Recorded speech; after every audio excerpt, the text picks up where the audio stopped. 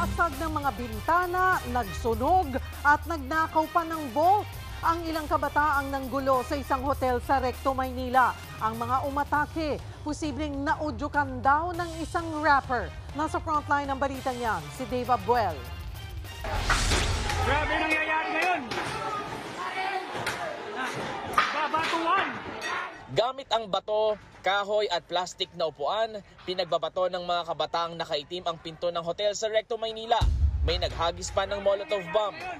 Pati mga nakaparadang motorsiklo, pinagtatadyakan.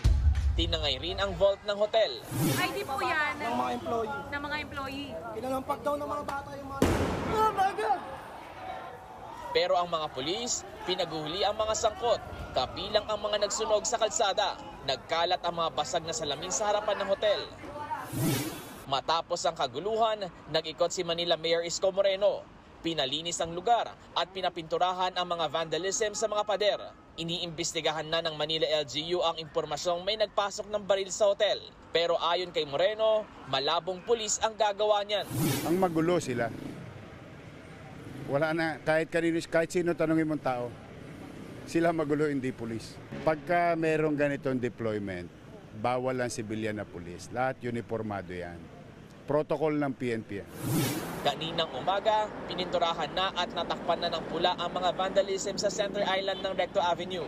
Tinatakpan na rin ng plywood ang mga nabasag na bintana ng hotel. Iniimbestigahan na ng Manila Police District kung sino ang mga nanggulo. Ang nabanggit lang po nila, na-influence sila ng isa pong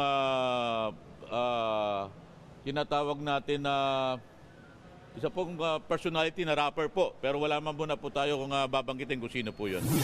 Posibleng maharap sa mga reklamong arson, direct assault, physical injuries at malicious mischief ang mga nadampot.